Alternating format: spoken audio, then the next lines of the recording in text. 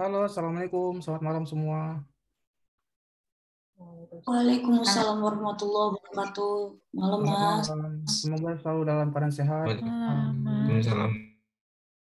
Saya minta siapa ya? Mas Dian aja deh jadi host, tolong di-admit dia kalau teman-temannya datang.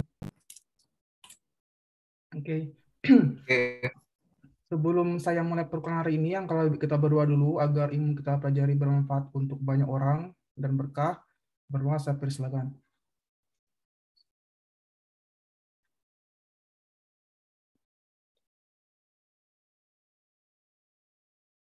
Amin. Berdoa tidak pernah selesai. Oke, saya mau ngasih feedback dulu ya buat UTS kemarin. Jadi untuk UTS kemarin, so far ya dari 31 mahasiswa di sini yang apa namanya yang mengerjakan benar-benar threshold MPKP ya, maksudnya maksudnya memberikan interpretasi dengan jelas tuh hanya 5 orang gitu. Jadi saya apresiasi yang kemarin dapat nilai di atas 90. Menurut saya itu suatu capaian yang baik gitu. Dan juga saya juga menilai, jadi dari kemarin Anda menjawab soal itu, banyak sekali ada kecenderungan akan tumbuh dengan orang-orang yang model driven daripada data driven gitu. Jadi kemarin-kemarin kan saya sebenarnya melihat Anda secara pribadi gitu, kira-kira gimana prosesnya menangkap materi ini. Nah, jadi kemarin-kemarin juga ada yang saya apresiasi ketika dia mungkin prestasi kelompok, mungkin pakai awalnya SGBoost, terus diganti metode lain. Banyak sekali yang dari awal dia kelompok pakai SBM lagi gitu. Jadi mungkin saya ngasih warning dari awal dulu. Khawatirnya nanti adalah ketika nanti Anda ada case yang lebih real lagi, Anda akan cenderung menggunakan metode-metode itu gitu. Ini juga ketika saya wawancara untuk data scientist di instansi gitu. Nah, itu mungkin akan tidak memberikan banyak sekali untuk problem solving-nya nanti di industri atau nanti ketika Anda mau data gitu. Begitu. Jadi saya apa namanya? Saya jelaskan lagi, mungkin sense-nya lagi agak apa namanya?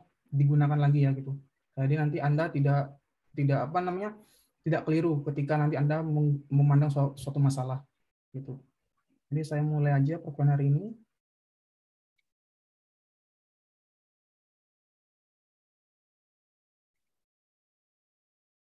Oke. Jadi untuk minggu ke-7, minggu ke-8 dan minggu ke-9, saya akan membahas tentang analysis cluster. Nah, jadi sebenarnya soal UTS kemarin itu sebenarnya lebih cocok untuk cluster gitu. Tapi saya cek lagi kira-kira kan gimana Anda problem solving-nya. Makanya saya berikan Anda variabel yang sangat banyak. Jadi Anda bisa memilih kira-kira mana mau Anda jadikan Y, mana Anda jadikan X gitu. Saya nggak ada masalah di sana. Itu kan bagaimana pemahaman Anda ya, Anda melihat masalah. Mungkin Anda memikirkan bahwa data ini cocok untuk jadikan dependen. Jadi bisa untuk diregresikan. Saya persilakan. Kalau mungkin Anda juga berpikir seperti data ini bisa saya ubahkan dalam dia bentuk rasio ke kategorik untuk diklasifikasi. Saya nggak ada masalah di sana gitu. Asalkan prosedurnya benar. Ketika nanti Anda data processing-nya, ketika Anda melihat ada missing data atau nanti ada data yang tidak balance itu, saya nggak ada masalah di sana. Yang penting as long as step-stepnya benar, ya pasti bisa memberikan hasil yang tepat di sana gitu. Nah, jadi kemarin saya koreksi juga nggak ada masalah sama datanya ya. Jadi apa namanya, saya juga cukup appreciate. Jadi beberapa dari Anda walaupun mungkin tidak punya background tentang statistik atau matematik, tapi bisa kacak materi ini itu. Nah, jadi untuk analisis cluster minggu ke-7 ini yang saya sampaikan paling gampang dulu. Ada PCA, K-mean, sama K-Medwidth gitu. Nah, jadi nanti minggu ke depan saya akan memberikan beberapa metode yang lebih advance. Salah satunya ada metode yang saya ciptakan sendiri, yaitu NASPA Class. Nah, saya lihat dulu, kalau Anda bisa cut materi ini, ya saya mungkin berani ngasih metode saya gitu. Nah, jadi kalau nanti saya lihat, kira-kira evaluasi, kalau Anda masih tidak paham bagaimana membuat analisis cluster ini, saya akan mengulang lagi sampai Anda mengerti gitu. Jadi saya nggak mau ambil risiko, ngejelasin banyak-banyak metode machine learning, tapi kayak paham itu setengah-setengah. Mendingan saya ngasih tahu beberapa metode tapi Anda paham dari akar sampai apa namanya sampai nanti dia dikembangkan tuh. Itu lebih berguna buat Anda daripada saya mengenalkan hanya terlihat dari luarnya saja gitu, tapi Anda tidak tahu gimana cara konstruksinya. Itu dari saya. Nah, di sini ada beberapa metode cluster. Jadi sebelum saya jelaskan lebih awal, saya mau tanya dulu ke siapa ya? Mas Faisal. Kalau Mas Faisal dengar cluster, apa yang ada di pikiran Mas Faisal? Pengelompokan berdasarkan karakteristik sejenis. Pengelompokan berdasarkan karakteristik sejenis. Kalau Mbak Natasha? Sama sih Mas, yang Wah, agak sama apa nih yang punya karakteristik sejenis dan kurang lebih punya apa ya? Kalau aku lebih ngelihat ke literaturnya kayak gimana sih Mas. Jadi kayak dari literatur dia akan bicara apa tentang variabelnya gitu. Jadi aku balikin ke literatur. Oke, sebentar ya, ada pengumuman. Dengerin aja dulu.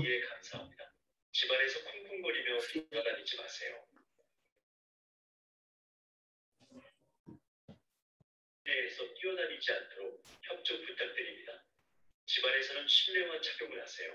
다시 한번 안내 방송드립니다. 거주자들의 살기 좋은 주거 공간을 위해 관악학생생활관에서는 모든 입주자들이 실생활에서 일어날 수 있는 층간소음을 줄이는 것을 요청합니다.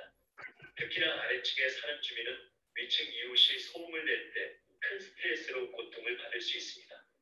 야간에는 이웃들이 집에서 휴식을 취하거나 잠을 잔다는 것을 잊지 말아주시기 바랍니다. 네. 여러분의 협조와 이해 감사합니다. This is from BK.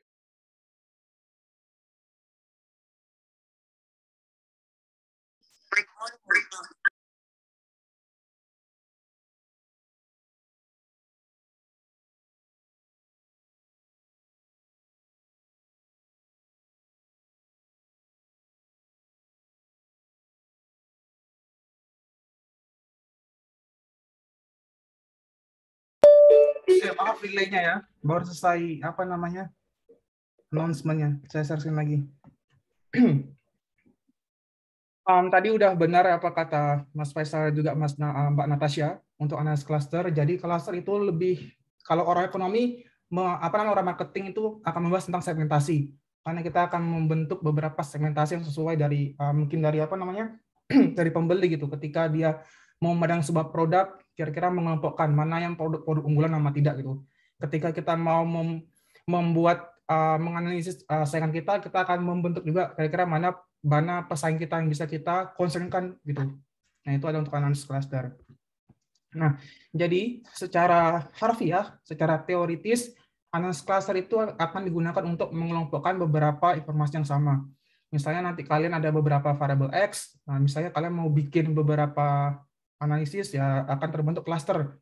Makanya di ekonomi juga Anda bisa membuat cluster ini untuk membuat indeks gitu. Jadi misalnya penelitian yang banyak digunakan indeks kerentanan, indeks sosial dan lain-lain, itu bisa Anda gunakan untuk cluster. Nah, jadi sebenarnya cluster dan klasifikasi itu dibilang sama juga tidak, karena kalau cluster tidak butuh Y, sementara klasifikasi perlu Y, perlu label gitu. Nah, pada intinya adalah klasifikasi kan dia juga kita memberikan hyperplane ya atau margin gitu. Kalau Anda gunakan SVM, pasti Anda lebih memahami ini. Nah, jadi kalau di klasifikasi kita harus menemukan nilai margin untuk memisahkan antara dua target. Nah, tapi kalau cluster kita akan memilihkan bagaimana untuk menseparasi, dia akan membentuk lebih detail lagi per kelompok gitu. Nah, jadi kalau dari pahaman saya, karena sebagai data science, sebenarnya klasifikasi kalau cluster, kalau kalian hitung secara manual itu plek-plek sama gitu. Cuma bedanya adalah kita tidak perlu Y gitu. Nah, kalau untuk klasifikasi kita perlu Y, untuk cluster kita tidak perlu Y gitu. Jadi kalau untuk hitung manualnya sama. Nah, jadi misalnya untuk di untuk di cluster itu kan kita tidak butuh Y, makanya dia akan menilai X-nya data kita X1 sampai Xn. Sampai berapa banyak X di sana. Nah, biasanya analisis cluster ini bisa kita gunakan untuk mereduksi variabel atau meminimumkan variabel ya, di sana gitu. Mengapa demikian? Karena salah satu tujuan dari cluster ini adalah untuk reduksi dimensi gitu, untuk data berdimensi besar. Nah, jadi sebenarnya metode cluster ini sangat banyak sekali, dari mulai hierarki sampai non-hierarki. Jadi bedanya adalah hierarki itu yang bertingkat dia. Kalau dibilangnya bertingkat, karena itu yang paling banyak populer, itu ada K-means, ada K-mods gitu, ada PCA juga.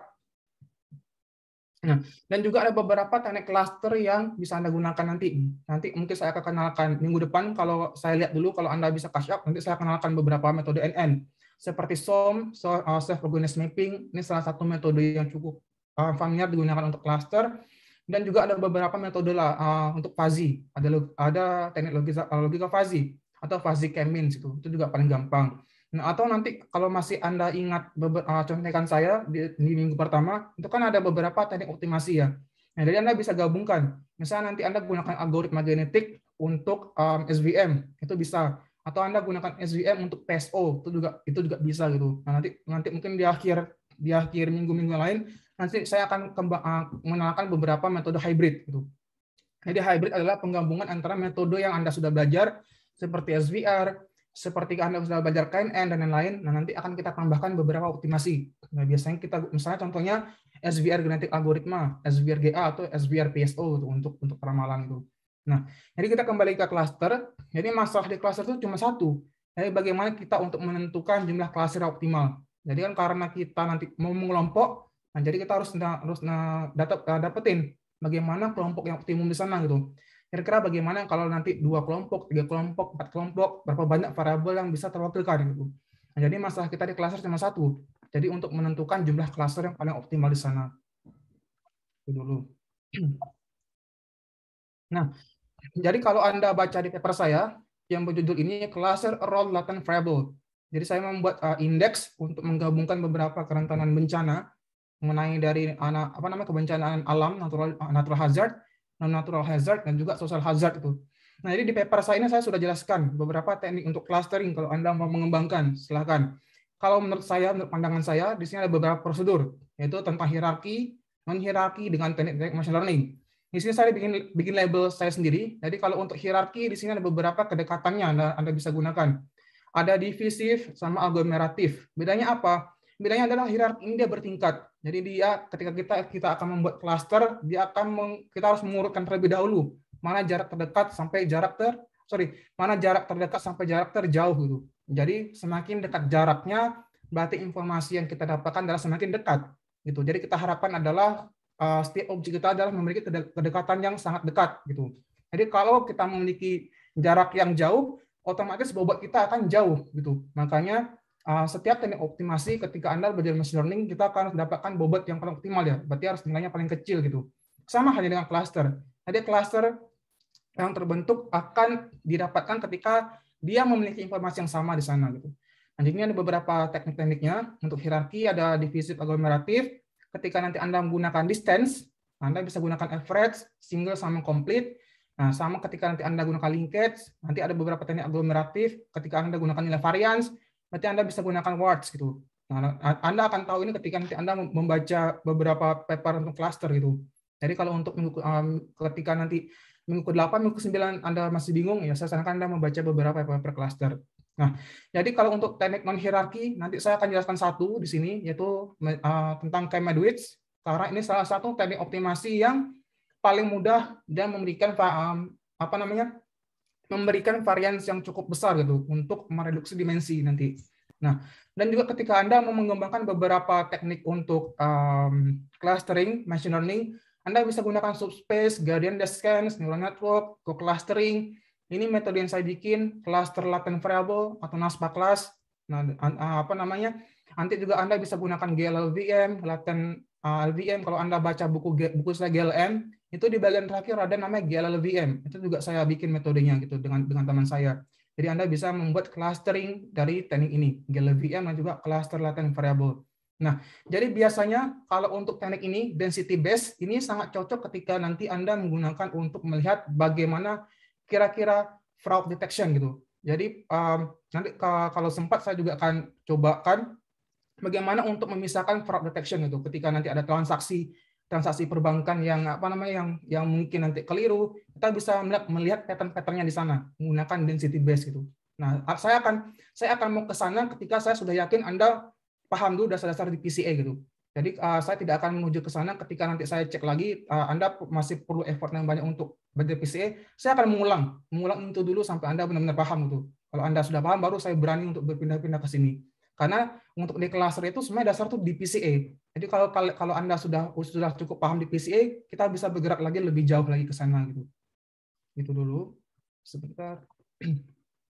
Nah, jadi ini ada beberapa manfaat analysis cluster. Jadi menurut hemat saya, cluster ini Anda bisa gunakan untuk mengelompokkan beberapa observasi yang sama. Ya jelas ya, kan kita kan ada beberapa variabel X ya. Jadi kalau Anda masih ingat data UTS kemarin, kan itu level kabupaten kota. Jadi ada 503 kabupaten kota, ada beberapa variabel di sana gitu. Nah, jadi kita bisa membuat pengelompokan berdasarkan kabupaten kota yang sama gitu. Misalnya kalau Jakarta, kira-kira dia akan mengelompok kemana?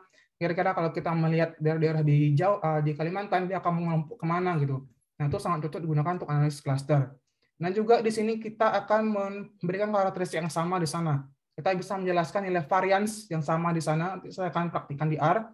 Jadi, setiap cluster itu akan memberikan nilai varians yang berbeda gitu. Misalnya, kalau nanti kita gunakan satu cluster, nanti ada berapa banyak total keragaman yang bisa jelaskan untuk besar apa tidak gitu. Nah, dan juga setelah saya sampaikan tadi, analisis cluster ini kita bisa gunakan untuk reduksi dimensi. Jadi ini salah satu teknik yang bagus ketika Anda gunakan regresi, Anda tidak memenuhi asumsi multikoliniaritas gitu. Kalau Anda masih ingat beberapa asumsi regresi, ada multikol, ada linearitas, ada homoskedastisitas, terus harus non atau korelasi, terus harus normalitas. Nah, jadi kalau Anda gunakan multikol, kalau dia tidak terpenuhi dengan nilai VF atau Durbin fraction, kalian harus gunakan PCA untuk menyembuhkannya gitu. Makanya beberapa teknik regresi itu bisa dikembangkan. Misalnya Anda menggunakan GWR atau spasial, Anda bisa gunakan spasial PCA gitu untuk menghandle beberapa data yang ada multikol gitu. Multikol itu adalah ketika nanti nilai korelasinya itu 1 gitu, mutlak. Atau nilai VF-nya nanti Anda lihat di Durbin Watson gimana gitu. Saya nggak akan ulang ke sana karena itu ada di mata kuliah ekonometri. Dan terakhir untuk analisis cluster ini kita bisa melihat bagaimana identifikasi outlier. Jadi misalnya di sana ada peristiwa langka. Nah, nanti saya akan jelaskan juga karena disertasi saya S3 saya melihat bagaimana hewan-hewan langka gitu untuk apa namanya rare conditions atau rare event gitu. Jadi misalnya kalau di daerah ini ada hewan ini apa tidak, daerah lain ada hewannya apa tidak. Kita bisa membuat klasternya. Jadi kita bisa menghandle beberapa peristiwa-peristiwa langka, mulai dari hewan, mulai dari mungkin fenomena gitu, fenomena bencana atau sosial gitu. Itu bisa digunakan untuk klaster juga. Nah, ini adalah contekan yang kemarin saya buat untuk di minggu pertama. Saya harap Anda masih mengingatnya. Jadi tujuan kita adalah di sini. Nggak bisa di zoom lagi. Jadi kita akan membuat klaster di sini. Nah, di sini ada beberapa pengujiannya yang berbeda ya akurasinya. Jadi Anda tidak bisa menggunakan R-square atau MSA atau precision atau recall F1 sensitivity untuk cluster. Itu gunakan untuk klasifikasi sama regresi ya. Jadi kalau untuk cluster biasanya saya cuma gunakan satu aja, nggak usah ribet-ribet. Kita bisa gunakan nilai silhouette gitu. Silhouette coefficient kita bisa gunakan itu untuk mengevaluasi apa cluster yang kita bikin benar apa tidak gitu. Nah, jadi sebenarnya cluster ini sebenarnya lebih mudah dibandingkan yang lain. Karena dia tidak neko-neko, kita tidak harus memenuhi A, B, C, D, E-nya untuk diasumsikan gitu. Nah, itu adalah salah satu kelebihan dari analisis cluster dibandingkan yang lain. Nah, intinya adalah karena kita ingin melihat bagaimana kedekatan sebuah variabel ya. Anggaplah kita ada dua variabel X dan Y, atau Anda punya banyak sekali variabel, nanti akan mengikuti juga. Kita harus melihat bagaimana menghitungkan jarak antara satu variabel dan variabel lain. Biasanya di cluster itu digunakan 3 teknik ini. Digunakan Euclidean, Manhattan, sama Spearman. Ini sebenarnya ada di kuliah regresi, dijelaskannya lagi. Nah, jadi sebenarnya Anda mungkin kalau Anda belum punya penelitian, Anda bisa membandingkan gitu. Membandingkan bagaimana ketika nanti kita membuat cluster menggunakan jarak Euclid, gimana hasilnya. Kita gunakan jarak Manhattan, gimana hasilnya. Dan gunakan jarak Spearman, bagaimana hasilnya. Karena perbedaan menggunakan jarak itu akan membentuk klaster yang berbeda juga gitu. Karena kan dia melihat bagaimana dia mengproses informasinya ya. Nah, makanya setiap jarak yang berbeda akan memberikan akurasi yang berbeda, akan memberikan juga kelompok yang berbeda gitu. Nah, biasanya yang paling mudah digunakan adalah jarak Euclid gitu. Karena kita bisa melihat bagaimana hubungannya antara beberapa variabel itu di jarak Euclid. Nah, ini saya kasih penjelasan kalau untuk jarak biasanya gunakan 3 aja. Euclid, Manhattan, dan juga Spearman. Nah, kita masuk ke PCA. Jadi PCA ini adalah PCA ini adalah metode yang paling gampang. Ini adalah dasar-dasarnya ketika kami seorang statistisi ingin mengembangkan metode-metode di cluster. Basicnya semua satu, ada di PCA gitu. Jadi intinya adalah kita melihat bagaimana komponen-komponen yang ada untuk kita gunakan dan kita mengeliminasi variabel tidak penting. Nah, dasarnya adalah untuk PCA ini ada beberapa asumsi yang harus kita penuhi. Yang pertama adalah satu, pengujian kecukupan data. Biasanya ini digunakan untuk melihat apakah data yang kita gunakan cukup apa tidak gitu untuk dibuat cluster. Karena ketika data kita tidak cukup atau variabel kita tidak cukup digunakan, maka dia tidak bisa digunakan untuk cluster. Mengapa demikian? Karena kita harus melihat beberapa hubungan kedekatan variabel ya, informasi. Nah, PCA ini bisa kita gunakan ketika kita sudah yakin bahwa dalam variabel itu atau data itu kita menganggap bahwa datanya atau kedekatannya sama gitu.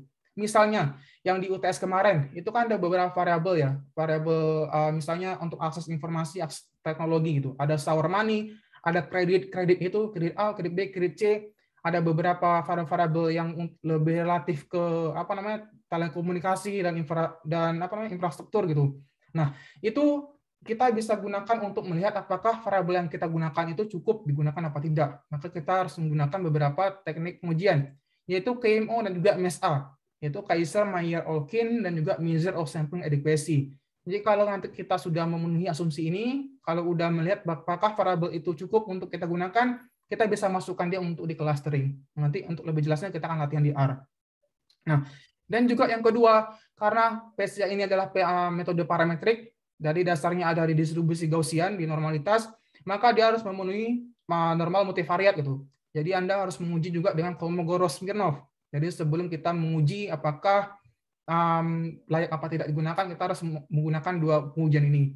Kita harus yakin dulu kalau data kita cukup, dan kita harus yakin dulu kalau dia berdistribusi normal multivariat gitu. Nah, jadi dasarnya adalah di sini adalah aljabar dan elementer ya. Jadi ketika Anda mau membuat tesis mengenai penghitungan pembuatan indeks itu dasarnya semua satu di aljabar gitu. Jadi di sini untuk di dasar PC ini misalnya kita ingin melihat bagaimana kombinasi linear dari P. Maka di sini saya bilang P ini adalah kombinasi linear gitu. Jadi setiap kombinasi linear ini, setiap P ini akan memiliki informasi apa yang ada di variabel X kita gitu. Anggaplah kemarin di A1 ini ada lokasi-lokasinya gitu. Kalau Anda masih ingat, ada 503 lokasi. Nah, berarti setiap komponen yang Anda bikin ini, dia akan bernilai sama dengan jumlah lokasi atau jumlah observasi kita gitu. Nah, jadi di sini anggaplah kita ada P variabel, tuh. P variabel anggaplah kemarin ada 17 variabel, kita bisa bikin X1, X2 sampai X13 di sana. Nah, kita harus melihat dan nanti menghitungkan beberapa nilai eigen gitu. Kalau Anda lupa cara menghitung nilai eigen, silakan buka buku kalkulus lagi gitu. Nah, karena dasarnya tuh semua di sana. Jadi ketika Anda benar sudah paham di PCA, kita bisa bergerak lagi di yang lain gitu. Jadi intinya adalah nanti kita harus menghitung beberapa nilai persamaan P ini, kombinasi linearnya dari A1 transpose X, ini akan bernilai beberapa informasi yang ada di variabel ini. Ada A1X1 sampai A1PXP itu. Nanti dia akan berbentuk matriks. Nah, dan juga di sini kita harus menghitung berapa variansnya. Mengapa kita harus menghitung varians? Karena di sini kan kita akan mereduksi beberapa variabel ya. Makanya kita harus meyakinkan bahwa nilai varian yang kita cover itu adalah besar di sana gitu. Karena semakin kecil nilai variansnya, maka kita akan mengeliminasi variabel-variabel yang mungkin itu penting di sana gitu. Jadi misalnya varians dapat cuma 40%, ya berarti PCA ini cuma bisa menjelaskan 40% dari informasi. Berarti 60% itu hilang gitu, hilang dihapus. Nah, jadi itu adalah salah satu kelemahan di PCA. Karena kita menghapus beberapa variabel yang penting tidak di sana gitu. Nah, itu adalah dasar untuk di PCA. Nah, di sini yang saya sebutkan tadi ketika Anda menggunakan PCA, kita harus memenuhi beberapa asumsinya tadi ya. Ada MSO dan juga KMO, Kaiser, Meyer, Olkin gitu. Nah, jadi sini ada kriterianya. Jadi ketika nanti nilainya lebih dari 0,5, nanti Anda akan lihat nanti di R, nanti kita akan latihan biar Anda lebih paham lagi, ini teorinya dulu. Nah, jadi di sini ketika nilainya lebih dari 0,5, kita bisa memasukkan variabel itu untuk dibikin cluster. Jadi kalau dia kurang dari 0,5, kita harus keluarkan dari karena variabel itu tidak bisa digunakan untuk di clustering gitu. Nah, jadi nilainya harus lebih dari 0,5. Nah, perhitungannya seperti ini. Jadi kita harus menghitung korelasinya antara satu variabel dan variabel lain.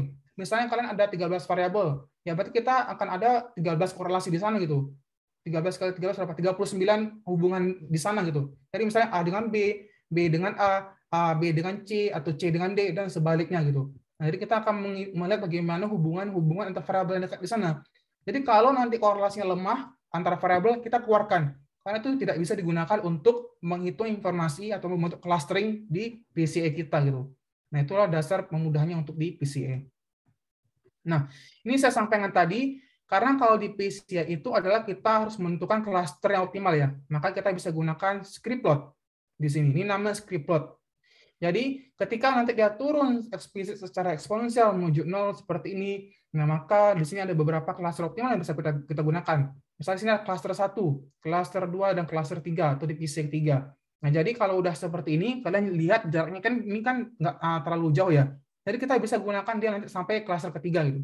Jadi kalau Anda gunakan cluster keempat ini sebenarnya tidak berguna. Mengapa? Karena informasi varian itu sama di sini gitu. Jadi nilainya sama. Nah, lebih mudahnya seperti ini. Misalnya, ini saja ketika kita menggunakan PCA 1, kita bisa mendapatkan varian itu 31%. Nah, berarti PCA ini hanya bisa menjelaskan varian dari informasi itu hanya 31%. Berarti kita loss sekitar 69% nilai informasi yang lain di sana gitu. Nah, jadi ketika Anda menggunakan nilai PCA yang kedua, dia hanya bisa menjelaskan sebesar 1%, bahkan tidak sampai gitu. Nah, berarti informasi yang akan Anda jelaskan untuk membentuk cluster kedua hanya 1% gitu. Nah, jadi makanya nanti akan sedikit sulit atau nanti kita akan sedikit dilema gitu ketika kita mau membuat cluster. Mengapa demikian? Karena misalnya ketika kita membuat cluster itu sampai 5, kita kan bisa melihat diversitasnya ya. Kita bisa melihat diversitasnya antara lokasi. Misalnya seperti ini. Nggak bisa di zoom. Sebentar saya cari yang XD version.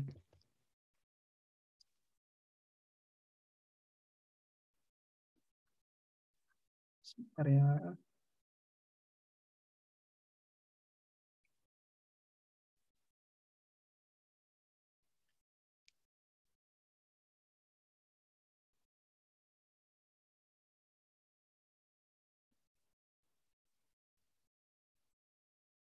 Nah, biasanya ketika kita membuat cluster itu sangat dilema gitu. Kenapa? Karena kadang kalau kita buat cluster, itu misalnya yang cocok itu hanya dibikin 2 cluster saja gitu. Nah, tapi kalau untuk 2 cluster kan kita tidak bisa membuat pemetaan sedinamis ini ya.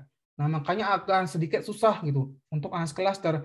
Jadi, seperti tadi saya jelaskan ketika kita menggunakan script plot, kalau script plotnya bilang cuma bisa bikin 2 cluster, ya tentu saya hanya bisa bikin tentang klasternya nanti cuma 2, high sama medium gitu. Saya nggak bakal bisa untuk bikin klaster seperti 3 di sini, 5 di sini. Karena semakin banyak klaster yang digunakan, nanti kita akan memberikan reduksi informasi yang banyak. Jadi dilema sekali. Nah, jadi terkadang adalah ketika saya mengolah data, saya nggak serta-merta menggunakan output itu untuk langsung dimodelkan. Jadi saya balik lagi ke teorinya. Cocok apa tidak ketika saya gunakan gitu. Jadi misalnya saya butuh sekali untuk bikin 6 cluster agar terpeta secara detail seperti ini. Jadi saya bisa melihat bagaimana pemetaan ketika high, ketika medium gitu, medium high vulnerable sampai ke least vulnerable gitu. Jadi agak sedikit tricky kalau untuk menggunakan clustering. Kadang dilema karena kita harus mengikuti varian tadi dia script plotnya cuma 2, tapi kita butuh untuk extend sampai 6 gitu. Nah, itu ada beberapa kedilemaan ketika Anda menggunakan clustering.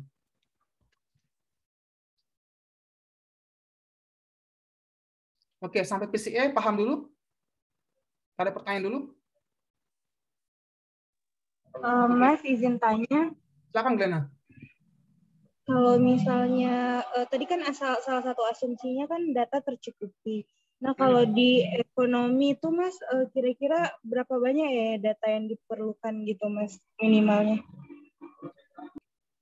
Kalau diperlukan berapa banyak, itu kadang tergantung sih. Kalau dia datanya bernilai rasio yang sama, sebenarnya kita nggak perlu banyak-banyak juga variabel gitu. Kadang juga bikin cluster itu tergantung juga dengan skala kita.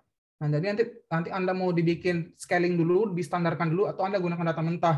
Jadi plus minus sih, Glenn. Jadi kadang kalau saya gunakan untuk cluster, kalau saya gunakan 30 data sebenarnya bisa. Nah, tapi kalau nanti saya gunakan untuk variabel lebih banyak, tapi skala datanya berbeda, nah kadang itu memberikan nggak bisa digunakan untuk clustering gitu. Gitu sih kalau sense ngolahnya. Gitu. Jadi kalau dibilang ya dibilang sedikit, dibilang nggak bisa, tapi dibilang banyak juga nggak meyakinkan juga gitu. Sama ketika Anda gunakan filter selection ya. Jadi ketika Anda mempelajari lebih dalam lagi tentang filter selection, kadang ketika kita sudah effort untuk memisahkan variabel, kadang itu nggak impact ke signifikansi gitu, signifikansi akurasi. Nah, itu kadang dilema ketika ngolah data gitu. Kadang awalnya kita sudah yakin kalau kita gunakan feature selections akan meningkatkan akurasi, kalau tidak. Sama yang ketika kita menggunakan cluster, kalau kita sudah yakin nih variabel kita berdata memiliki dimensi yang besar, akan memberikan variansi yang besar, tapi pada intinya tidak itu. Saat terjadi di yang saya sekarang ini, ketika saya gunakan data UTS itu untuk penelitian di BI, itu cuma dapat 31% gitu. Saya gunakan data SUNAS sama Sakernas. Padahal tim itu sudah yakin kalau itu bisa menjelaskan keragaman difference dari UMKM itu banyak gitu. Padahal tidak gitu. Itu adalah dilema ketika nanti mengolah data. Itu dulu. Ya, ada pertanyaan dulu untuk PCE? Mas Rezi, tanya Mas. Silakan Faisal. Uji kecukupan data yang KMO sama PSE itu dua uji yang harus dilakukan bersama atau bisa salah satu ya Mas? Nah, itu kan MSA dan KMO, ya. Ini salah satu. Bisa gunakan MSA atau KMO. Oh, bisa salah satu. Satu distortion atau. Oke, Mas. Ya, thank you, Mas. Silakan Natasha, tadi mulanya. Enggak, oke. Saya lanjut dulu. Halo, Mas. Iya. Oh, silakan. Halo. Ya, penasaran ini sih ngelanjutin Mas Faisal, kalau antara MSE sama KMO itu tuh KMO ya. Ya, itu apakah ada preferensi kayak kita tuh harus memprioritaskan yang mana gitu Mas? Kayak untuk mengexercise datanya, atau ya udah kita trial aja yang mana aja biar ketahuan gitu antara yang A sama yang B lebih baik yang mana gitu. Oke. Kayaknya saya langsung menuju ke sini aja ya, bentar.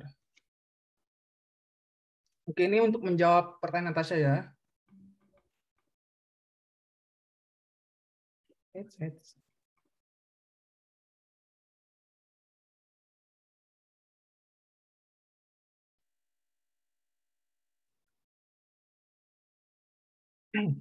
Nah, ini latihan untuk di PCA. Jadi saya jelaskan satu dulu lah. Saya jelasin teori dulu, baru ke R dulu. Nah, jadi di data ini kan kita ada data, berapa sih data ini? Oke, kita ada data dari variabel di UTS kemarin. Itu ada banyak sekali variabel. Nah, jadi sebelum saya gunakan untuk variabel itu digunakan apa tidak, digunakan untuk clustering, kita harus lihat dulu di MSA ini.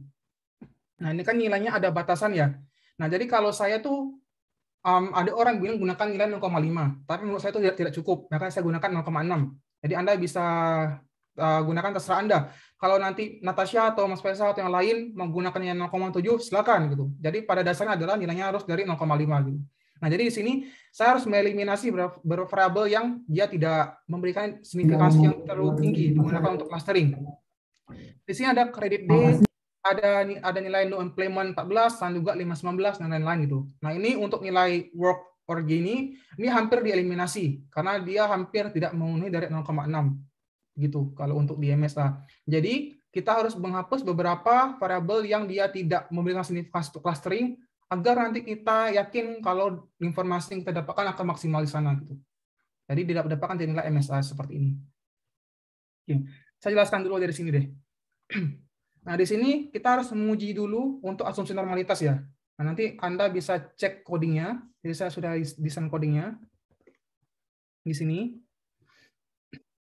Karena di R tidak bisa bikin analisis multivariat, jadi saya bikin function sendiri. Di sini ada rumus-rumus yang tadi yang ada di slide itu. Nah, jadi Anda bisa running ini. Ini kan data, mengambil data kita ya. Nih, ini datanya. Ini hanya untuk cleaningnya aja. Jadi kita pakai data yang sudah saya cleaningkan. Ini ada function harus Anda panggil untuk menguji normal multivariat. Di running dulu.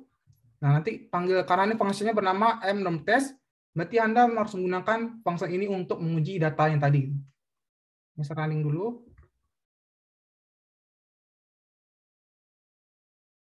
Nah, kita akan dapat nilai D. Jadi kalau Anda mau membandingkan nilai D ini ke KS tabel, silakan gitu. Tapi biasanya digunakan nilai p-field juga nggak apa-apa. Nah, jadi kalau nilainya nanti berkurang dari lebih kecil daripada alfa, berarti kita bisa mengasumsikan bahwa dia sudah normal multivariat gitu. Berarti sudah terpenuhi. Jadi kalau nanti tidak terpenuhi, berarti Anda harus mengganti datanya, Anda harus transformasi datanya, harus Anda scaling lagi gitu. Nah, jadi harus diuji satu-satu dulu. Jadi kita harus yakin dulu kalau datanya udah berdistribusi normal multivariat gitu. Nah, ini sudah terpenuhi. Nah, yang kedua, kita harus menguji cameo test gitu. Jadi bisa menggunakan dengan perintah library ini, library stack ini, running dulu. Nah, ini yang dari awal, ini adalah variabel awal kita. Jadi di sini banyak sekali beberapa variabel yang tidak memberikan signifikansi yang besar ya. Ada kredit, number of employment 14, 15, 19, dan juga ada work tuh. Mari kita harus eliminasi. Nah, jadi di sini karena dia urutannya tadi ada di data tadi, data 3. Nah, ini ada urutan-urutannya ya variabel-variabelnya tadi.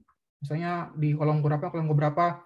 Jadi saya bisa hapus dia. Misalnya di kolom 1 ini saya nggak menggunain, 2 ini nggak menggunain, 11 itu nggak menggunain, 17 nggak menggunain. Nah, ini terserah nanti Anda mau gimana menghapusnya nanti gitu. Nah, diuji dulu menggunakan Batlet, kita lihat korelasinya. Nah, di sini Anda bisa membandingkan nilai Batlet tadi untuk di PCA, nilai chi-square ini ke chi-square tabel itu, atau Anda gunakan nilai p-value juga nggak masalah. Nanti Anda bisa gunakan bebasnya ada 300 atau degree of freedom gitu. Jadi ketika nilainya kurang dari alfa, berarti kita cukup digunakan untuk pemodelan, cukup untuk dibikin clustering di sana gitu. Jadi kita bisa menggunakan nilai Batlet tadi. Dan juga ini untuk melihat bagaimana nilai korelasinya tadi ketika kita gunakan gitu. Nah, di sini nanti Anda akan mendapatkan bagaimana informasi korelasi dalam setiap variabel. Nah, jadi kalau misalnya nanti Anda gunakan misalnya nanti nilainya rendah di sana, Anda bisa menghapus variabel itu gitu.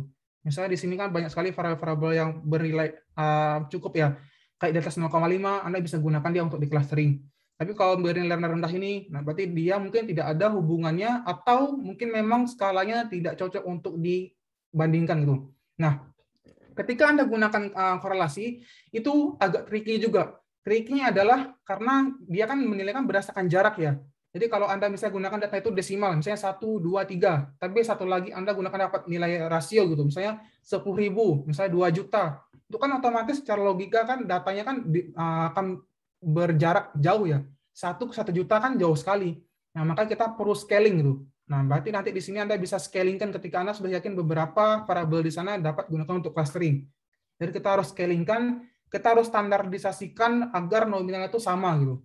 Nah, jadi khawatirnya ada ketika nanti Anda gunakan pemodelan, Anda gunakan data mentah, nah, dia akan tricky, itu memang korelasi memang lemah, atau memang karena skala Anda yang salah gitu. Nah, jadi hati-hati di sana.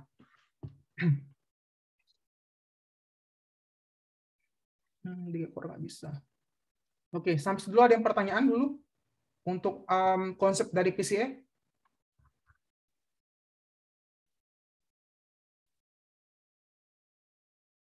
Ada pertanyaan? Oke, kalau ada pertanyaan saya lanjut dulu ke K-means.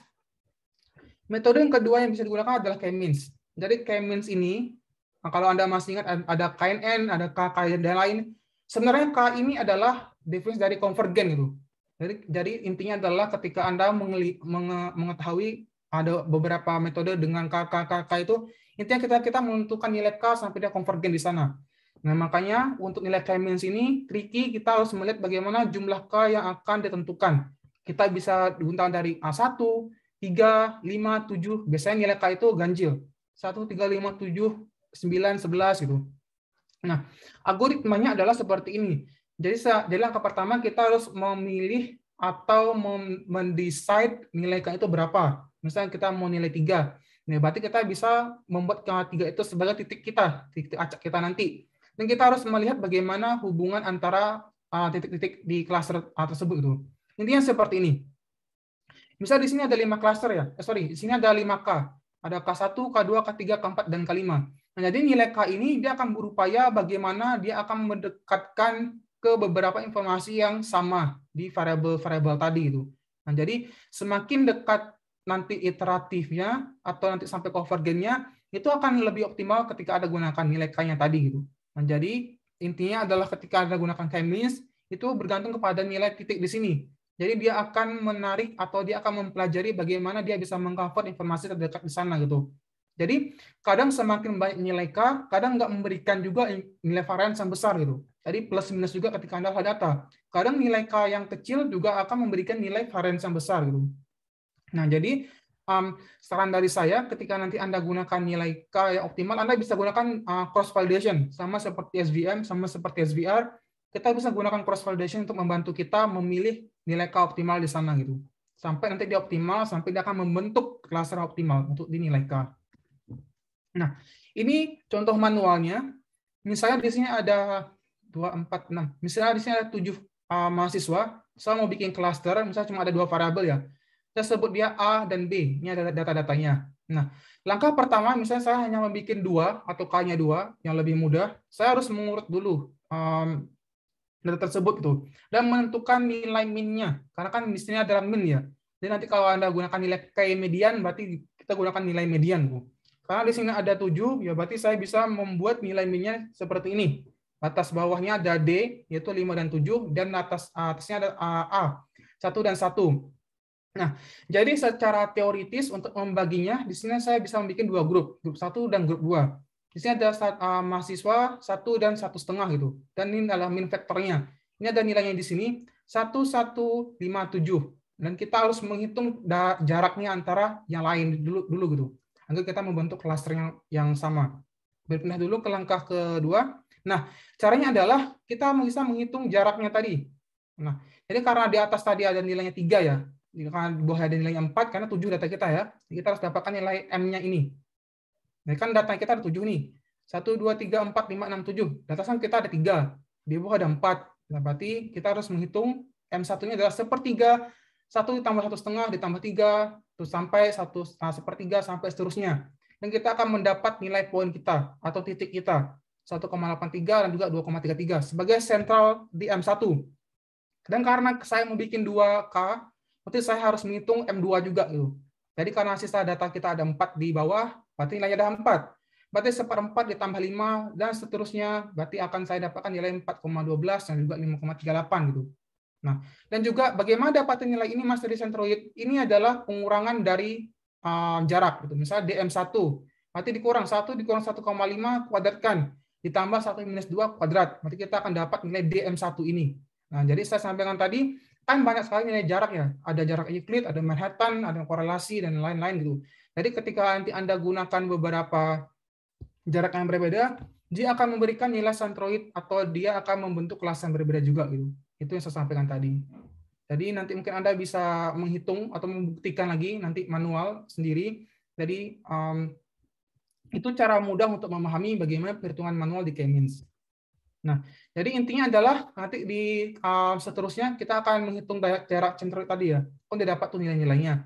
Jadi Anda bisa menghitung manual lagi dengan rumus yang saya sampaikan tadi gitu. Akan terbentuklah beberapa sentroid di sini. Nah, jadi akan saya bisa bentuk klaster dengan A dan B dan juga C, D, E, F, G gitu. Nah, jadi ketika nanti kita sudah membentuk klaster dan mendapatkan sentroid ini, maka kita akan yakin kalau informasi yang kita dapatkan di sana adalah dapat digunakan untuk di clustering gitu. Nah, seperti ini. Jadi saya bisa membentuk dia karena nilainya sama ya, sentroid di sini, ini kan sama nih 0,56, 0,56. Sementara yang satu berbeda gitu. Walaupun nilai di sini kan lebih besar di sini, tapi kita tidak peduli. Kita pedulikan ketika dia sudah berbeda sentroid gitu. Karena kan dia sudah berbeda informasi. Nah, jadi kita bisa memisahkan antara A dan B dan juga C sampai G di informasi yang berbeda untuk nilai K-means. Itu untuk K-means. Selanjut dulu. Lanjut terakhir untuk K-Medwidth. Nah, di sini kalau untuk K-Medwidth ini adalah dia berpartisi untuk nilai partisi ya, partisi dalam Medwidth tuh. Ini sangat efektif atau lebih tepatnya adalah ini sebenarnya ketika kita gunakan bakalan memberikan nilai varians yang lebih besar di antara PCA dan juga nilai K-means itu. Gitu. Karena kenapa? Karena secara konsep ketika Anda masih ingat tentang bootstrap, nah K-Medwidth ini adalah salah satu turunan dari bootstrap. Jadi dia akan tahan terhadap outlier.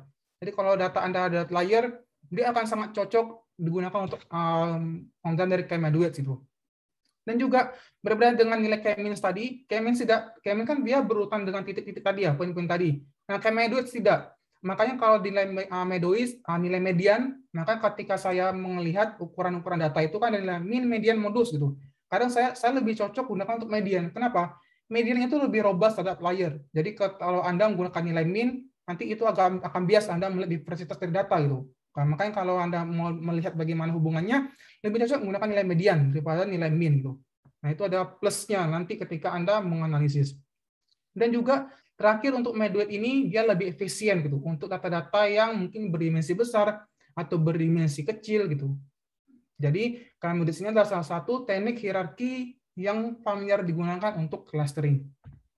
Nah, dan terakhir untuk menguji efektivitas dari clustering biasanya bisa gunakan silhouette dan juga dan index. Nah, biasanya mudah adalah silhouette aja, nggak apa-apa. Jadi nilai silhouette ini akan bernilai dari -1 sampai 1. Gitu. Jadi nilai 1 ini menunjukkan adalah tingkat keanggotaan yang tinggi atau cluster kita ada cluster yang kuat gitu. Ketika kita gunakan metode tersebut. Nah, jadi nanti Anda bisa melihat bagaimana silhouette-nya ketika nanti dia nilainya 0,51 sampai 0,7, berarti dia cluster yang cukup gitu. Jadi cukup digunakan. Atau nanti ketika silhouette-nya benar dari 2,6, 0,26 sampai 0,5, dia akan mendapatkan bahwa cluster yang kita buat adalah lemah gitu. Sementara kalau dia kurang dari sama dengan 0,25, berarti dia adalah cluster yang sangat lemah gitu. Nah, jadi Anda bisa nanti melihat bagaimana silhouette-nya ketika Anda gunakan PCA dan juga Meduet dan juga K-means. Kira-kira clusternya di sana cukup apa tidak digunakan gitu. Nah, yang kedua biasanya digunakan ini tambahan aja ya. Tambahan itu ada namanya gap statistik gitu. Jadi gap statistik ini sebenarnya jarang digunakan, tapi sebenarnya ini berguna ketika Anda menggunakan Meduet. Nah, jadi kalau untuk gap statistik ini, kita melihat bagaimana membandingkan variasi intra-cluster untuk totalnya, untuk nilai K yang berbeda. Mengapa? Karena kan tadi kita mau cari nilai K ya, K itu ada 1, 2, 3, dan seterusnya gitu. Nah, jadi kita bisa melihat gap-nya, diversitasnya, bagaimana ketika kita gunakan K yang 1, kira-kira itu benar-benar berbeda nggak sih dengan K2? Kalau kita gunakan nilai K2, kira-kira benar-benar berbeda nggak sih dengan K3? Nah, itu namanya gap ya, kesenjangan dari antara K gitu. Nah, jadi nilainya bagaimana? Nilainya kita harus mencari nilai minimum dan nilai maksimumnya dari setiap K. Misalnya, K1 kita dapat nilai tadi sentrutnya adalah kecil, dan K2 itu besar. Ya. Kita harus cari bagaimana perbedaan dari nilai K tersebut. Kalau nanti nilainya benar-benar berbeda jauh, ya berarti benar-benar ada kesenjangan antara klasternya tadi gitu. Berarti ya adalah kita benar-benar tepat menggunakan klaster tersebut. Karena variasinya berbeda dalam setiap klaster. Nah, ini ada rumusnya. Itu Anda bisa gunakan GAP. N ini adalah jumlah observasi kita dan berapa banyak jumlah cluster kita. Gitu. Dan rumusnya ada seperti ini. Kita menghitung beberapa nilai ekspektasi dengan logaritmik WK dan juga dikurangkan juga dengan logaritmik WK. Gitu. Nilai ini adalah nilai ekspektasi di bawah ukuran sampel dari distribusi referensi dari data kita. Dan ini yang saya sampaikan tadi, karena Meduet ini adalah turunan dari Bootstrap, jadi ini akan memberikan kerobasan ketika Anda data dalam outlier. Gitu. Ketika Anda punya data yang berdimensi besar, ada outlier, itu sangat cocok digunakan K-Meduet dibandingkan PCA dan juga nilai K-means. Nah, ini yang tadi saya sampaikan untuk dari nilai gap statistik ini, caranya adalah beberapa tahapan seperti ini. Jadi kita misalnya ada nilai K tadi. Jadi kita bisa menghitung dari K1 sampai K10, terserah Anda mau berapa banyak nilai K, kita bisa mencari nilai WK-nya nanti itu. Dan kita bisa bangkitkan data kita dari cluster tadi itu dengan menghitung nilai gap statistik. Jadi Anda bisa meresapi lagi lebih detail lagi. Nanti saya sertakan ini di coding. Nah, misalnya di sini ada gunakan PCA.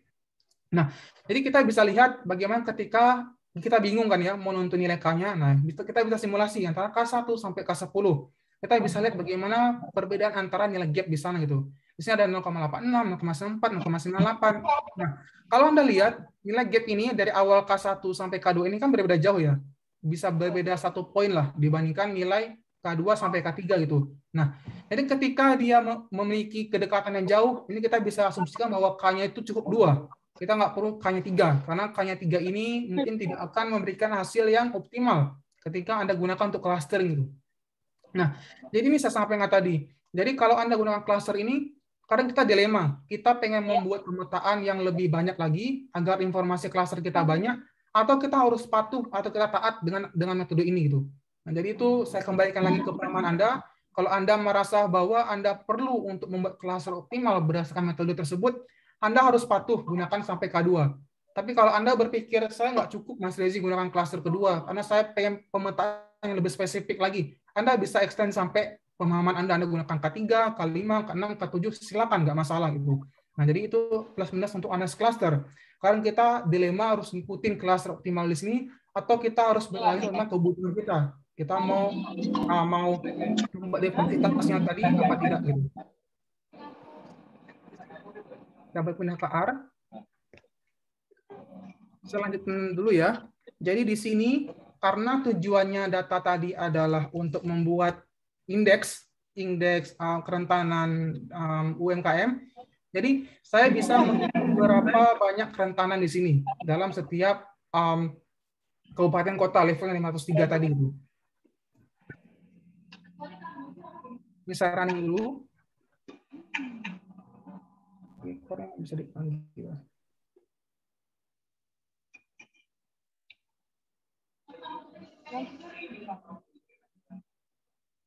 Ini sudah.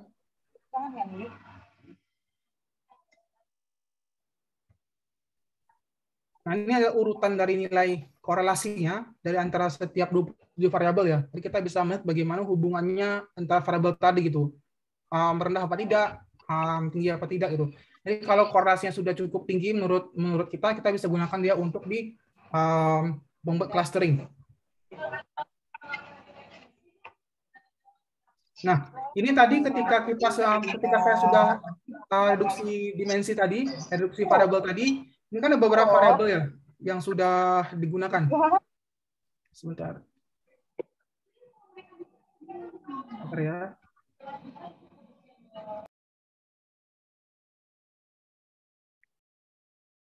Nah, tadi kan ini ada beberapa nilai commonality yang untuk tadi menggunakan MSO dan juga KME tadi itu. Nah, jadi ketika kita sudah eliminasi variabel tadi, oh ternyata semua sudah terpenuhi nih.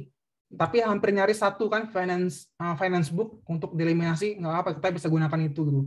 Karena saya udah gunakan dua step. Step 1 saya gunakan nilai 0,6 agar saya lebih yakin. Nah, untuk step kedua untuk melihat lagi, saya nggak apa-apa gunakan nilai 0,5 untuk meliminasi tadi gitu.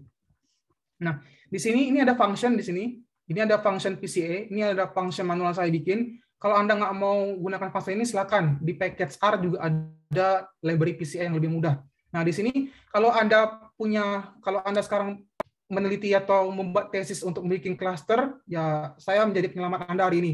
Karena Anda bisa menggunakan ini, tinggal Anda ganti saja bagaimana ketika Anda membuat indeks. Di sini saya sudah membagi indeksnya gitu, cara-caranya. Misalnya di sini ketika nilainya sekian akan bernilai high vulnerable. Ketika nilai sekian akan bernilai medium vulnerable gitu, dan seterusnya sampai kategori yang lain tuh. Jadi ketika yang saya lakukan ini adalah tesis Anda akan dengan senang hati saya akan memberikan coding ini tuh. Jadi Anda bisa merubahnya langsung. Nah, jadi selanjut dulu. Jadi di sini variabel tadi sudah set ya untuk kita gunakan untuk clustering. Jadi semua variabel ini adalah variabel yang kita yakinkan akan membentuk cluster yang optimal gitu. Jadi kita running lagi.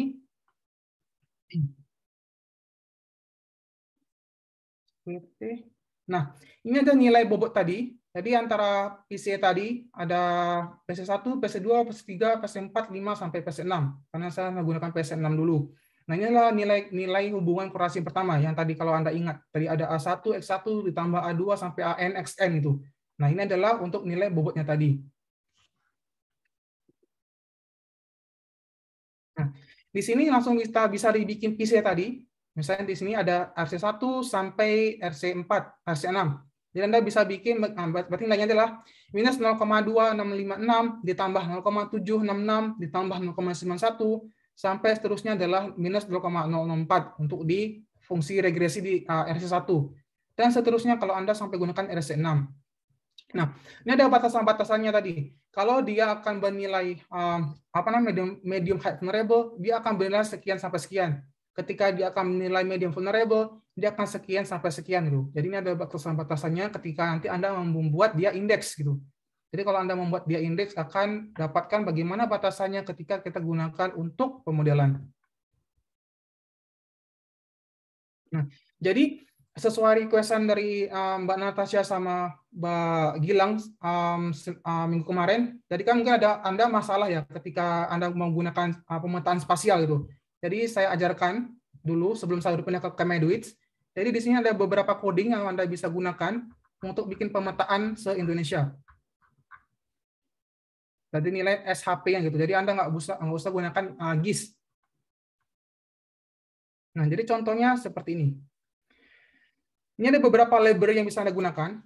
Dari semua-semuanya ada Shiny dan seterusnya sampai Ergos itu. Jadi intinya adalah ini harus Anda buka dari SHP gitu. Jadi Anda bisa melihat SAP itu ketika Anda gunakan level-levelnya. Misalnya ada level 1 sampai level 3. Level 1 adalah untuk level Indonesia. Level 2 bisa untuk gunakan level provinsi. Dan level 3 adalah untuk level kabupaten kota. Jadi untuk SAP tadi itu mengikuti ketika Anda menggunakan berapa banyak atau berapa detail gitu nilai lokasinya.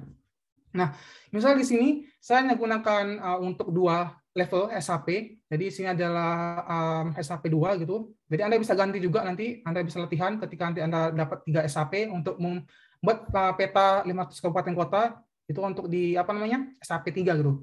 Nanti Anda runkan ini tinggal Anda runkan saja, tinggal Anda ganti aja datanya, nanti akan muncul gitu. Seterusnya. Nah, ini saya sampaikan tadi, ini contohnya ini hanya untuk Papua ya. Ini hanya untuk Papua. Nah, jadi kalau jadi nanti Anda lihat lagi, Anda coba resapi lagi, ketika nanti ada data di Papua itu, Anda bisa lihat nilai kabupaten kotanya gitu. Ada kabupatennya ada apa, seperti Biak ini, ada Boven, dan seterusnya. Jadi Anda bisa bikin pemetaan nanti sampai dia level kabupaten kota untuk di Papua, atau untuk di Kalimantan, atau untuk di lain itu. Terserah Anda. Nah, contohnya, di sini saya mau bikin sampel jumlah penduduk, jadi saya nggak mau menginput data lagi di di R. Jadi kalau Anda mau menggantikan nggak apa-apa gitu. Jadi misalnya di sini saya punya data nilai sampelnya adalah 1000 sampai 29 gitu. 29 kan karena di Papua kan ada 29 kabupaten kota. Nah, jadi biar mudahnya aja untuk latihan. Jadi ini adalah pemetaan bagaimana ketika nanti datanya atau Anda membuat cluster. Misalnya data Anda ada data Papua, Anda mau bikin clustering, ya nanti Anda bisa lakukan seperti ini gitu. Ini sangat murah karena dia akan lambat untuk dapetin hasilnya. Ini ada beberapa coding yang nanti Anda bisa lihat. Ini hanya untuk pewarnaannya saja gitu. Jadi bagaimana nanti menggunakan leaflet dan sampai membuat poligon, melihat warnanya gitu. Nanti Anda melihat bagaimana perbedaan warna, diversitas warna, dan sampai juga warna-warna yang lain gitu. Ini jangan dirubah gitu. Kalau Anda rubah berarti dia nggak akan berjalan. Nah, jadi akan Anda berapkan seperti ini. Ya, nilai-nilainya. Misal di sini ada Buleleng. Ada Bali, berarti saya salah penamaannya ini. Ini seharusnya Papua di sini. Jadi Anda bisa melihat bagaimana nanti perbedaan dari lokasi setiap daerah di sana, di Papua atau sampai se-Indonesia, sampai seterusnya di bawah sini. Nah, di sini Anda bisa melihat bagaimana nanti perbedaan diversitas dari angka tadi ya. Tadi kan di atas kan sudah saya bikin random dia, dari nilainya 0 sampai 1000 gitu. Ada 29 kabupaten kota. Nah, jadi Anda bisa menggunakan coding ini. Anda bisa membuat kira-kira bagaimana perbedaan dari jumlah penduduk dari setiap lokasi di sini. Misalnya di daerah A akan bernilainya berapa, daerah B akan bernilai berapa, kan C bernilai berapa gitu. Jadi Anda bisa gunakan coding saya ini gitu.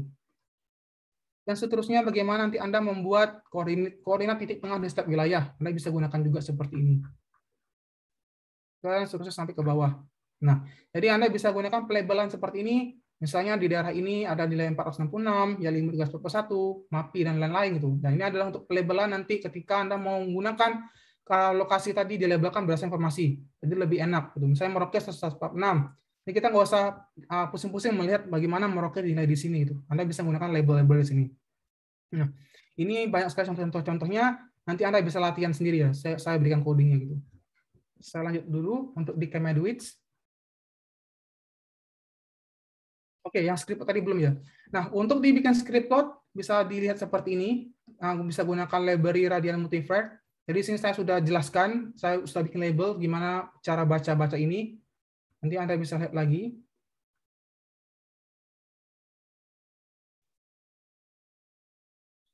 Nah, di sini ada beberapa tingkat variansi yang bisa dijelaskan itu. Jadi kalau Anda lihat, ternyata cuman PCA 1 ini cuma 30% gitu. Jadi sebenarnya adalah teknik PCA ini ketika kita gunakan data ini sebenarnya tidak memberikan informasi yang optimal gitu. Mengapa? Karena variansi kita dapatkan cuma 30%. Jadi kita menghilangkan 70% informasi gitu. Kan sangat sayang ya.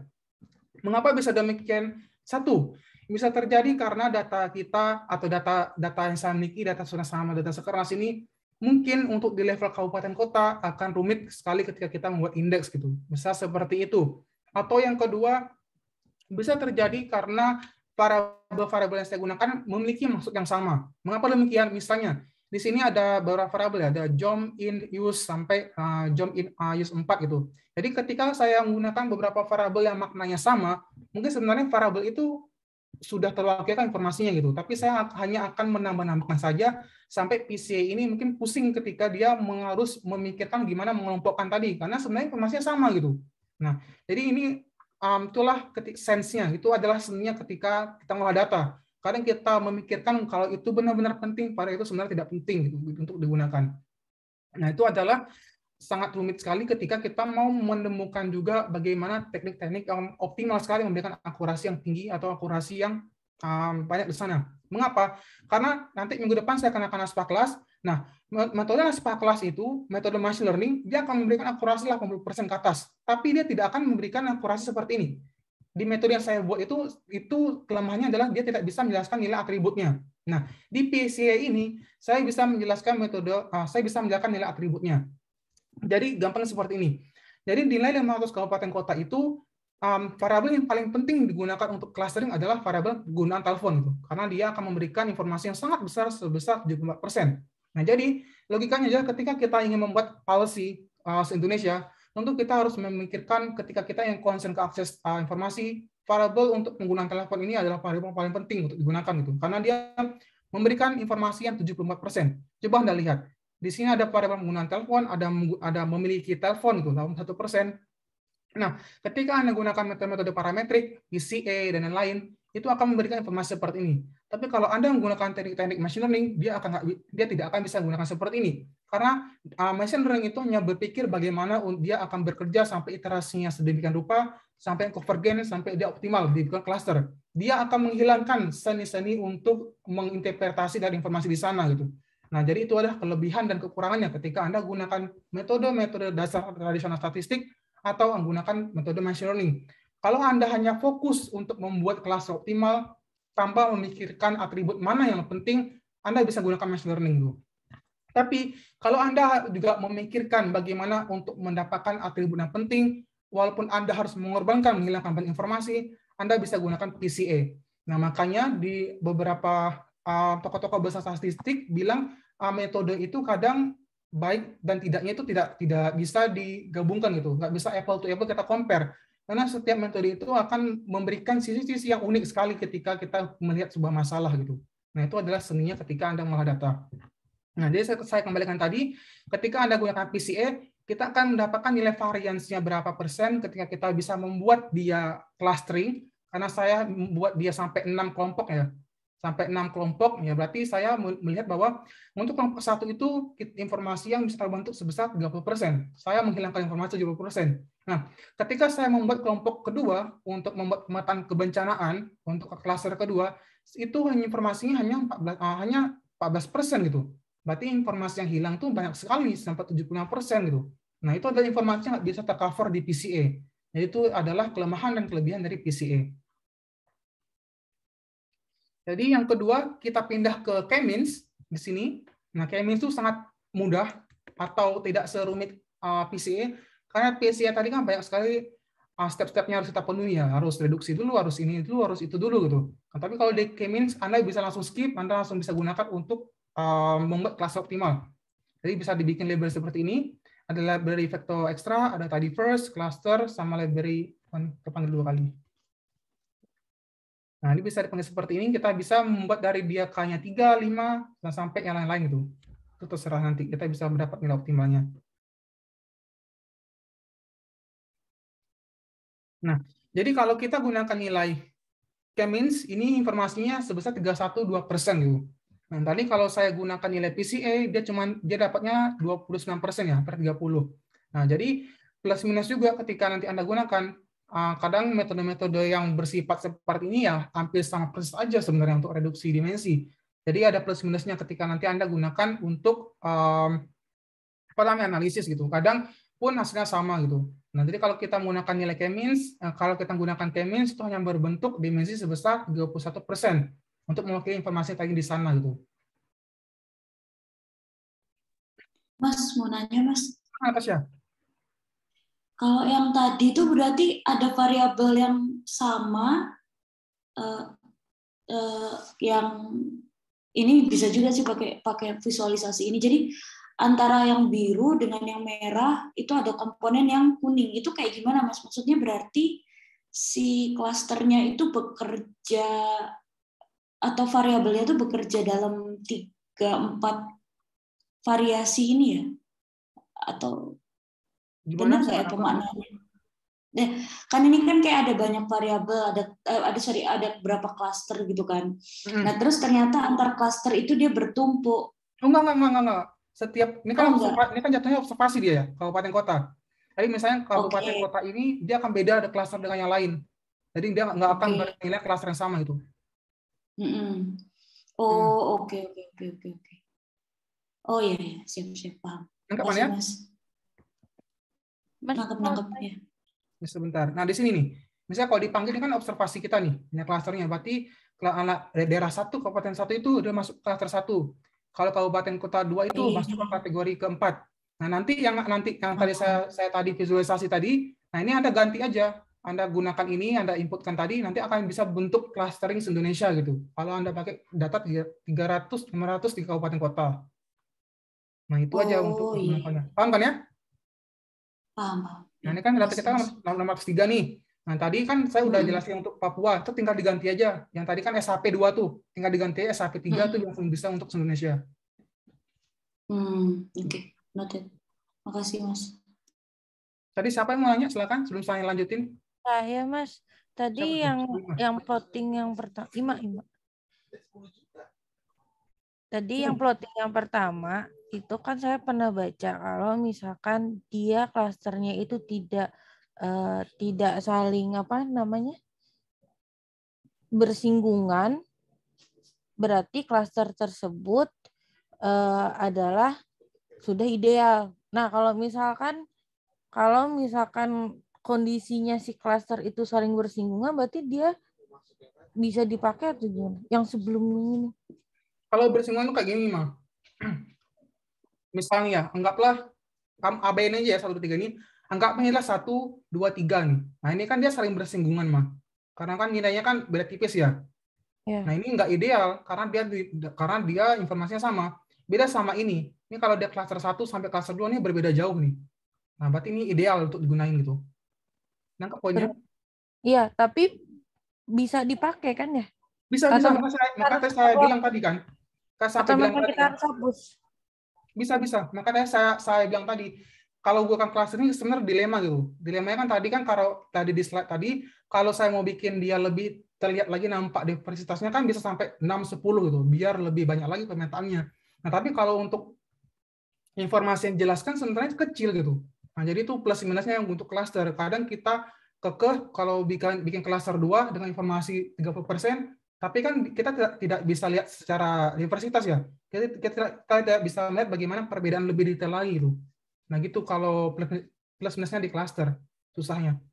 Oke, nangkep kan ya? Iya. Jelas. Ya, selanjut lagi. Oh ini tadi sudah ya.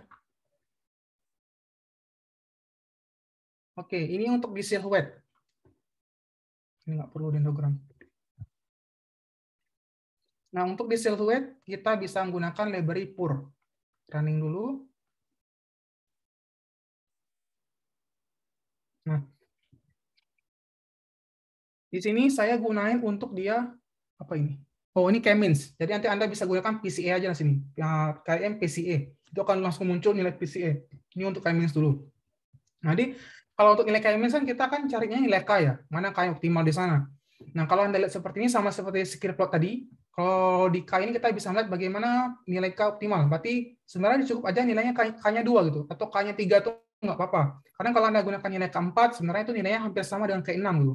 Nah, itu adalah sebenarnya beberapa keresahan yang bisa kita tackle untuk menentukan nilai K di sana gitu. Nah, tapi kalau Anda melihat lebih detail lagi, kalau Anda resapi lagi masalahnya tadi, karena masalah kita kan kabupaten kota ya. Nah, sebenarnya ini agak sedikit rumit. Mengapa? Coba Anda lihat di sini.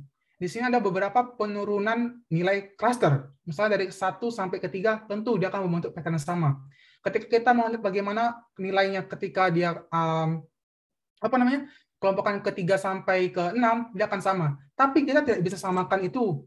Kita tidak bisa samakan itu ketika dia membuat klaster ke-6 sampai ke-8. Nah, jadi ketika cocok apa tidak digunakan klaster sampai 6, sebenarnya tidak cocok juga. Sebenarnya kita bisa sampai nilai ke-8 karena dia juga turun juga seperti ini. Nah, yaitu sense-nya tadi yang saya jelaskan. Kadang kita harus taat, kita harus patuh kalau kita cukup nilainya 3 aja. Karena kan dia tidak akan berbeda jauh. Tapi kalau kita mengkaji lagi masalah lagi, tadi kita ingin membentuk indeks se-Indonesia, mungkin lokasi-lokasi lain mungkin memang dia akan membentuk sama. Tapi ada beberapa lokasi yang mungkin dia cenderung berbeda sekali gitu dengan lokasi yang lain. Makanya ketika kita bikin klaster ke-6, sebenarnya nggak cukup, dia harus bikin ke klaster ke-8 karena dia juga bernilai informasi berbeda di sana gitu. Nah, itu adalah beberapa keresahan-keresahan ketika nanti Anda harus mencocokkan data tadi ke teorinya gitu. Nah, itu dari ketika kita bingung menentuin nilai K-nya tadi untuk di clustering di K-means. Nah, untuk seterusnya saya lanjutin dulu. Silakan, tadi ada mau nanya. Oh, bukan, selanjut dulu. Nah, di sini ada nilai gap statistik ini. Nah, jadi kalau nilai gap statistik ini kita bisa untuk nilai K, tapi dari bootstrap. Maka saya sampaikan tadi untuk di K-means ini, dia adalah salah satu turunan yang kita bisa gunakan untuk di bootstrap itu. Jadi dia akan memberikan akurasi yang cukup besar juga gitu untuk menentukan nilai K. Nah, tapi kalau kita menentukan nilai K tadi, ternyata kalau kita gunakan nilai bootstrap, cukup dari nilai K. Nilai K-nya itu 3 dibandingkan nilai-nilai yang lain gitu. Anda bisa gunakan nilai bootstrap tadi untuk menentukan nilai cluster yang optimal. Nah, terus yang kedua saya pindah ke K-Medwidth. K-Medwidth gampang juga, singkat codingnya, cuman panggil library cluster dan juga perintah seperti ini. Ini karena datanya 3, saya hanya bikin 2 cluster dulu untuk melihat bagaimana perbedaannya.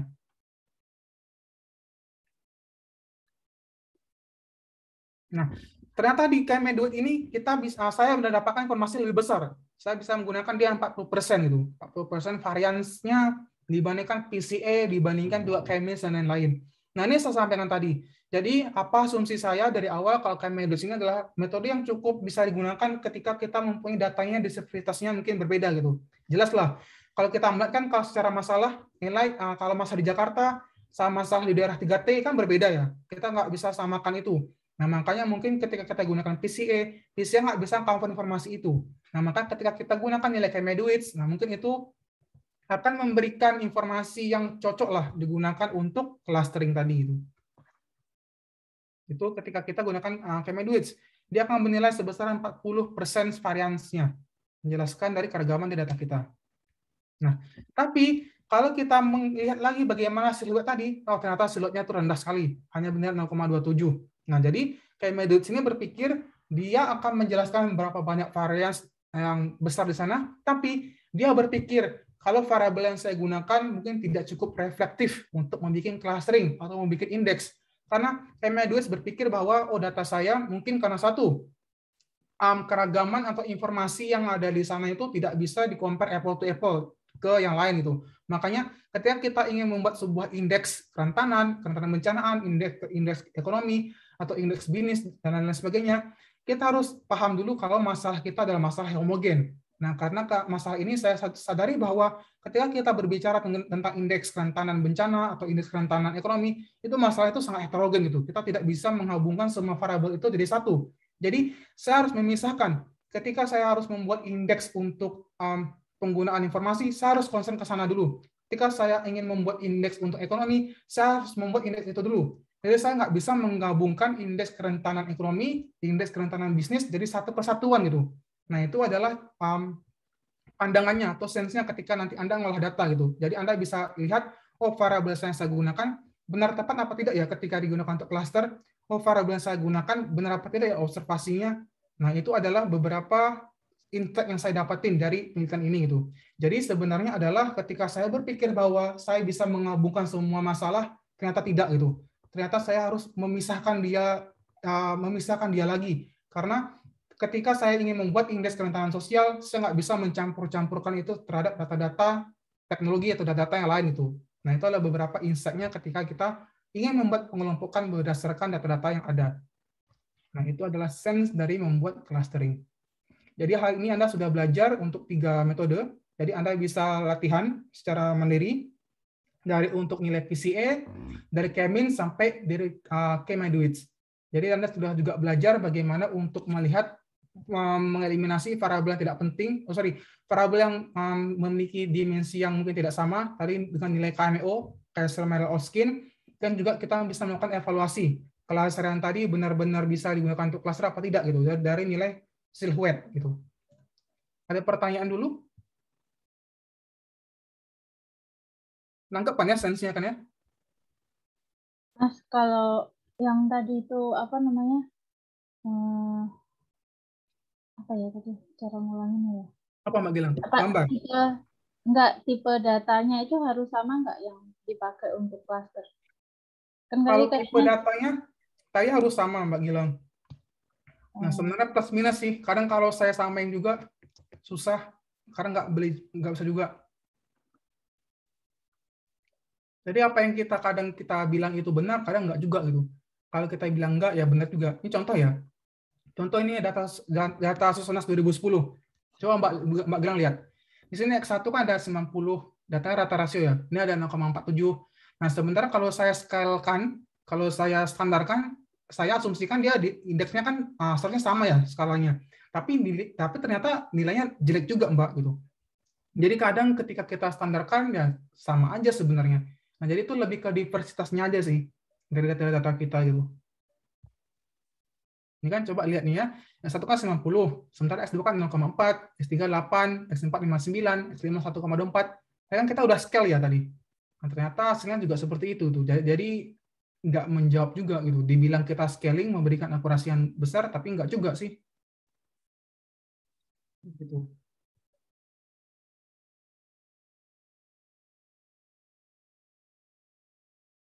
Kalian ada pertanyaan? Apa bingung? Wah, kalau bingung, saya nggak bisa pindah ke machine learning nih.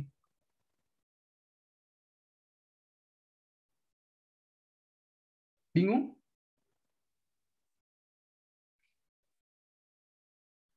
Mas? Silakan, Mas Yoga. Bukan nanya sih, Mas, cuma konfirmasi. Datanya belum dimasukin di emas ya, Mas? Data apa? Yang ini, materi hari ini. Iya kah? Susah, coba cek dulu ya. Nggak tahu sih, di aku sih belum ada. Coba saya cek. Yang lain ada pertanyaan dulu?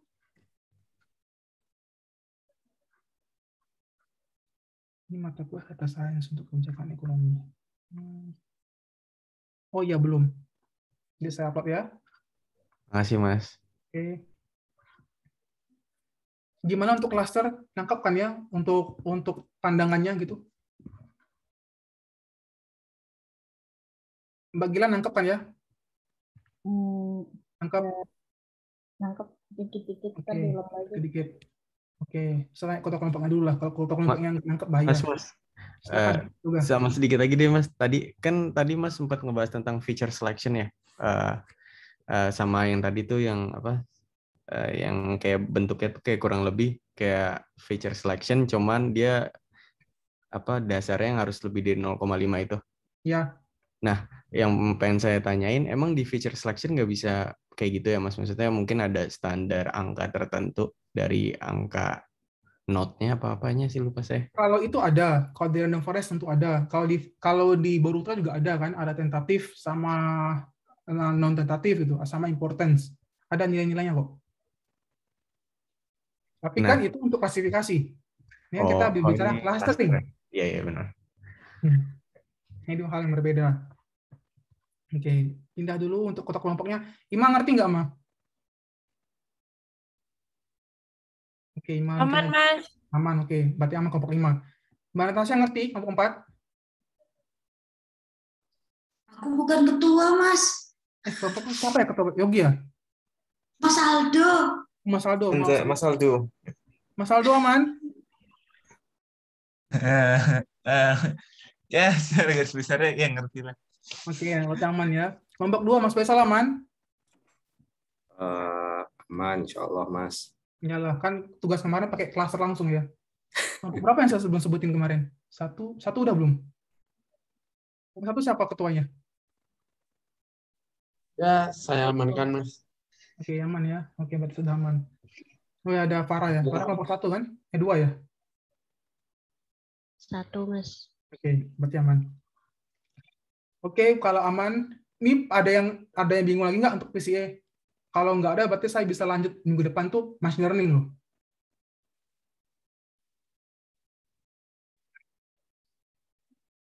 Masih mencerna sih, Mas. Masih mencerna, ya nggak apa-apa. Pelan-pelan ya. Kalau masih bingung, saya minggu depan ulangi lagi PCA ini.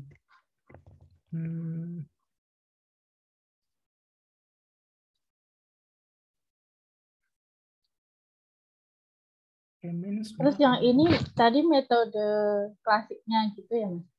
Yang menggunakan machine learning. Itu enggak, ini bukan machine learning, ini klasik sekali. Kalau K-means semi sih. Jadi kan karena kalau di sana kan nggak butuh optimasi ya. Jadi minggu depan kita belajar Naspa kelas nanti. Clustering optimasi. Nanti untuk intinya di cluster ini kan dia bikin pemetaan ya. Gampangnya kan datanya kan data spasial itu. Nah, jadi Anda bisa lihat, nanti saya kirim codingnya, dari Anda bisa mengganti SHP-nya, itu bisa disesuaikan. Tadi asalkan SHP-nya ada nilainya, maksudnya ada informasinya, Anda bisa buat dia sampai level kabupaten kota atau level provinsi gitu. Jadi kalau Anda mau bikin clustering Sumatera, bisa. Anda gunakan clustering Papua, bisa. Bali bisa. Tapi yang salah kayak tadi saya hilaf itu. Saya mikir itu Papua, ternyata itu Bali itu. Jadi harus hati-hati memilih atau jangan buta lokasi gitu. Nah itu nanti Anda salah menamain tadi kayak saya tadi. Itu dulu. Aman ya? Kalau diam saya bingung ini aman apa tidak. Kelompok 3 ada yang nggak aman nggak? Mas Raden aman nggak, Mas? Insya Allah dipahami, Mas. Insya Allah lagi. Kan harus dicoba dulu, Mas.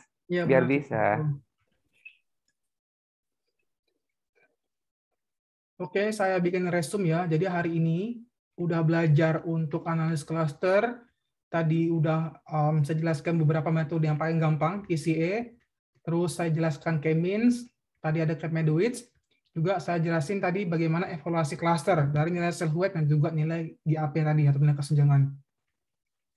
Dan tadi saya sudah jelasin secara sebentar aja tentang pemetaan. Jadi sebenarnya itu hanya latihan gitu. Jadi nanti Anda bisa mencerna function-functionnya lagi untuk mengganti bagaimana ketika membuat pemetaan se-Indonesia, pemetaan se-kabupaten kota, sampai level-level terkecil gitu. Asalkan SHP-nya ada, level yang tadi. Jadi kalau nanti Anda lihat SHP ternyata tidak ada, berarti Anda coba kontak ke kementerian yang bersangkutan gitu. Agar mungkin kalau Anda mau membuat klaster se-RT RW, ya mungkin mereka bisa fasilitasi gitu. Jadi semakin kecil levelnya tadi, mungkin Anda bisa tanya ke Mbak Gilang, karena dia orang BPS gitu. Bisa membuat SHP yang lebih detail-detail lagi sampai ke RT RW. Atau sampai ke data rumah tangga Anda gitu, dibikin clustering. Nah, jadi itu ada tugas kementerian. Jadi kalau untuk di SHP. Gitu. Kalau tidak ada, saya cukupkan untuk kuliah hari ini. Sampai bertemu di minggu depan. Saya coba agar nanti bisa menyesuaikan materinya tadi, karena hari ini kan lebih gampang, lebih PCA. Karena minggu depan itu nanti lebih ke optimasi, lebih ke machine learning. Jadi nanti Anda jangan kaget ketika saya hanya memikirkan akurasi gitu. Karena untuk dioptimasi ya intinya cuma satu, mendapat akurasi yang besar tanpa harus musingkan tadi, harus mengeliminasi tadi kayak kecukupan data atau norma multivariat gitu. Itu adalah untuk di tradisional statistik. Karena kita kan harus mengukur ya tadi nilai-nilai variance yang tadi gitu. Nah, itu kita tidak akan kita lakukan di machine learning. Gitu. Ada pertanyaan dulu? Mas Rezi. Silakan, Mas Faisal. Oh, usul aja, Mas. Mungkin minggu depan waktu masuk ke machine learning di awal-awal di brief dikit lagi terkait yang materi ini, Mas. Jadi biar merefresh aja sih, Mas. Oh, oke. Ya, nggak masalah saya berarti. Oke. Siap, terima kasih, Mas Faisal. Terima kasih, Mas. Oke, kalau tidak ada, saya tutup. Jadi untuk minggu depan tidak ada tugas. Jadi nanti menyesuaikan aja tugasnya nanti. Sekian dari saya. Wabillahi taufiq wal hidayah. Assalamualaikum warahmatullahi wabarakatuh. Waalaikumsalam.